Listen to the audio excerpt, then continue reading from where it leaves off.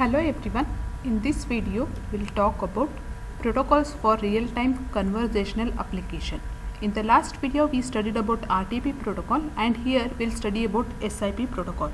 SIP stands for Session Initiation Protocol and it is an open and lightweight protocol and it provides the functionalities such as the first one is it provides a mechanism for establishing the calls between caller and a callee over an IP network. And the second is it provides a mechanism for the caller to determine the current IP address of the callee. And the third one is it provides a mechanism for call management such as adding a new media streams during the call. So these are some of the functionalities that are provided by the SIP protocol. So it has some long-term visions. The first vision is all telephone calls that we are going to do such as video conferencing and telephone calls, it has to take place over the internet. And the second vision is people are identified by their names or email addresses rather than phone numbers. Now we identify the persons by their phone numbers, but we can identify them by their names as well as by email addresses. And we can reach the callee no matter where the callee roams, no matter what the IP device the callee is using currently. So wherever the callee may be present, but we are able to reach that person. So these are the three long-term visions of this SIP protocol. So SIP, it provides a mechanism for call setup, that is, we know the term SIP stands for Session Initiation Protocol and it is going to initiate a communication between the caller and callee. So SIP, it provides a mechanism for call setup. So for caller to let callee know she wants to establish a call. Here we have a caller and it will let the callee, that is the other person, to know that they want to establish a call. So caller callee can agree on media type and the encoding method that is used for that particular call or a session, and when to end the call. All these informations need to be known between the caller and callee. So to determine the current IP address of the callee, we are going to use the MAPS mnemonics identifier for the current IP address. So how the call management is done? Add new media streaming during the call. So during the conversation we can add the new media streams and change encoding scheme during the call. Encoding and decoding schemes can be changed, and invite others, that is we can invite other person to the call whichever we are talking right now. Right now we know that we can add around 3 to 4 members or multiple members can be present in a single call, that is conference calls. Text transfer the call to some other person, or you can put the call on the hold. So here we have an example of setting up a call to an unknown IP address. So here IP address is not, the IP address of a person is not known, but still we want to establish a connection between them. So here SIP session, it's going to begin when Alice sends Bob an invite message. So the message that is being sent from Alice to Bob is a kind of invite message. So Alice is going to send Alice's SIP invite message. It's going to indicate her port number, IP address, encoding scheme which she prefers to receive. So encoding method it is used here is PCM method. So this is the invite message that is being sent from a caller to a callee. So Alice is a caller here, Bob is a callee. So invite message is sent from Alice to Bob, and which includes all this information within the invite message. So it is going to contain the IP address as well as port number and the encoding method that is preferred by the Alice. All these are included in the invite message. Now after receiving the invite message, what Bob does is it's going to accept that message and it's going to reply back. Whether it is okay with that kind of encoding method, it is going to analyze, and if it is okay, it's going to reply as Bob's 200 OK message. We can see here it is a kind of HTTP message which is going to indicate Bob's 200 OK. 200 OK is a response message from Bob to Alice, which is in the form of HTTP protocol. So 200 OK, which is going to indicate his port number as well as the IP address and the preferred encoding scheme. So Bob is going to prefer the encoding scheme as GSM method. So they are going to exchange some kind of information. After that, SIP messages can be sent over TCP or UDP. Here it is an interaction protocol, so we are going to use the RTP protocol upon a UDP protocol. So under the underlying protocol is UDP, and the RTP protocol we are going to use here. And default SIP port number is preferred to be 5060. So for SIP protocol, the default port number is 5060, that is 5060. So here these are the initial invite messages that are being exchanged when the other person's IP address is not known. So you can see the same thing in the diagram. Here you are going to send the invite message to Bob. Bob is going to accept that, and it's going to send a 200 OK message along with its IP address. So here you can see the IP address of the Bob, and Alice gets the IP address, and after establishing a connection you can see the kind of data that is being exchanged here. So here the encoding method used by Bob is GSM, and for Alice it is a PCM, that is pulse code modulation. Here you have a setting up a call which is a continuation of earlier diagram. Here codec generation. Suppose Bob doesn't have a PCM encoder, that is here Alice has said that it is using the PCM encoder, but Bob does not have that kind of encoder, that is it is not ready to accept that encoding method. In that case, what Bob does is Bob will instead reply with 606 not acceptable reply, listing his encoders. Alice can then send new invite message advertising different encoder. So it's going to send a reply as it is not okay with that, and along with that it's going to send a list of encoding schemes that Bob has, and Alice it's going to go through the list and it's going to decide, and it's going to change its encoding scheme. So here rejecting a call, Bob can reject with replies busy, gone, payment required, forbidden. So these are the rejecting calls, that is Bob is rejecting the request from Alice.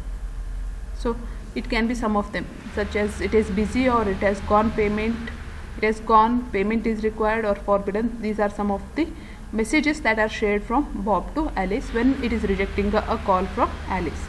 Media can be sent over RTP or some other protocol. So media can be any one of them, and RTP uses the RTP protocol is used to send a media over the call. So here we have examples of SIP protocol. In SIP protocol, here we use the SIP invite message. It is along with a few common header lines. So we'll assume or we'll suppose that Alice wants to initiate a voice over IP call to a Bob, and this time Alice knows only the Bob's SIP address, that is bob@domain.com, and it does not know the IP address of the device that Bob is currently using. Then we are going to send the invite message. So the invite line, it's going to include the SIP version as it does in the HTTP request message, and here SIP message, it is passed through an SIP device, and it is attached with an header which is going to indicate the IP address of the device. So the same thing is indicated in this diagram. It is an invite message, and here we know the email address, but we do not know the IP address of this Bob, which is a bob@domain.com. So we are going to send the message to bob@domain.com. So this syntax is similar to that of the HTTP message format, and session description protocol is used for this purpose, because it is a session initiation protocol which contains the description of that particular session, and call ID is a unique ID which is used for every call. Here we don't know the Bob's IP address, we just know the Bob's email address, where that domain, that is the domain.com. So intermediate SIP servers are needed to send the message, or to know the Bob's IP address, intermediate SIP servers are needed. Alice receives SIP messages using the SIP default port number as 5060, and Alice specifies in header that SIP client receives the SIP over an UDP protocol. So all SIP as well as RIP protocol, they work on top of an UDP protocol. So here this is a message format which is similar to that of HTTP message syntax. Next we have it as a name translation and user location. So here caller wants to call a callee but only has a callee's name or email address but does not have the callee's IP address. So we need to get the IP address of the callee current host. So this is done through an DHCP protocol. So DHCP protocol, it is a dynamic host configuration protocol which is going to allocate an IP address to a new host that has entered its network. So this is the functionality of DHCP protocol. So while allocating an IP address, it stores certain information about that particular device, such as device name, IP address of that particular device, and some kind of information is stored along with an IP address that has been assigned to that particular host. So here whenever a caller want to get information about some callee and that caller knows the name or email address of that, then they can get the IP address of that particular callee using a DHCP protocol. So user has different IP devices. So here PC, smartphones, car devices, these are some of the devices, and we can get the location of them and their IP addresses using this DHCP protocol. So result can be based on, how can get the result? It can be time of day, that is work home, that is we can get two kinds of addresses. First one is home address as well as the work address. For the persons, we have the home address as well as the work address, and they have the different numbers. Caller don't want boss to call you at home, then in that case you can just turn it off so that the caller is unable to reach you. And in that case what the boss does is they are going to send the voice messages to you, that is voicemail. So status of call, it is sent through a voicemail and you can hear it whenever you want to hear. The next is about the SIP register. So here we need to say a few words about SIP device, which is an SIP register. So every SIP user has an associated register. Whenever a user launches an SIP application on a device, the application sends an SIP register message to the register informing the register of its current IP address. So here we have one of the function of SIP server, which is an SIP register. So whenever Bob starts a SIP client sends an SIP register message to the Bob's registrar service. So here we have an example. When Bob launches his SIP application on a PDA, that is personal application, the application would send a message along with these kind of lines. So this is a SIP register message lines. So here Bob's registrar keeps track of this Bob's current IP address, and whenever Bob switches to its new SIP device, the new device sends a new registrar message indicating the new IP address.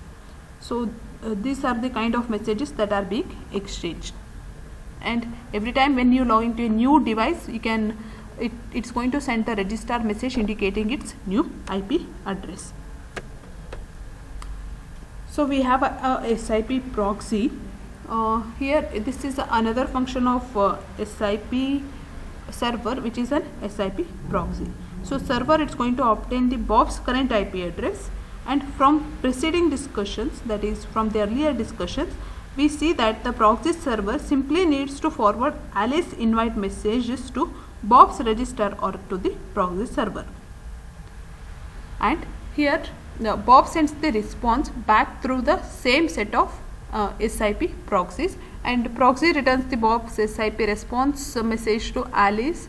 So instead of contacting the registrar every time, we find a proxy server which is going to reply to the Alice request. So this proxy server or SIP proxy is located with the callee, and every time the callee's registrar is not going to reply with an IP address, but the proxy server is going to send a reply. So SIP proxy analogous, it is to a local DNS server, and which is going to use the TCP setup. So here it is similar to that of the local DNS server in a DNS hierarchy. First, whenever user want to get any kind of information, the first it's going to call the local DNS server, where it stores the information about recently accessed or the user who is going to access some kind of information more often. Then that kind of information is usually stored in the local DNS server so that they can get it at the faster rate. So here SIP proxy, it is similar to that of the local DNS server, and it is an analogous to that of the registrar. So it can get the information at the faster rate. So here we have an example of the same. Here in this example, here we have it as a gym.umass.edu, which is currently working on 217.123.56.89, which wants to initiate a voice over IP. So here we have some device which has the IP address as 128.119.40.188, and it wants to initiate a voice over IP session with we have this it wants to initiate an IP session. So what we are going to do here, what is the first step here is, we can see that Jim sends an invite message to the UMass SIP proxy. So we can see that the invite message has been sent. So what is the second step? We can see it in the diagram. The proxy does a DNS lookup. Here we have the proxy which is going to do the DNS lookup on the SIP register.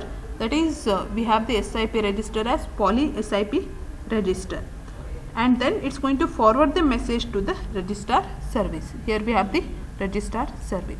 So it's going to look up into its DNS lookup table, and it is going to forward the message to the registrar server. Here we have the poly SIP registrar server.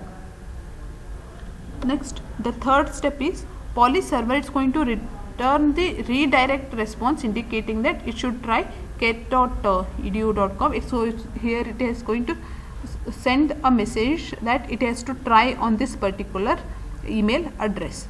Now check here, it is going to that particular email address.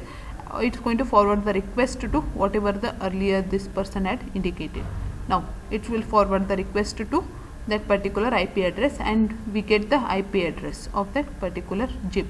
So here this IP address want to contact the other IP address where it does not know the IP address. In that case, it will go through all the procedures. Next we have 8.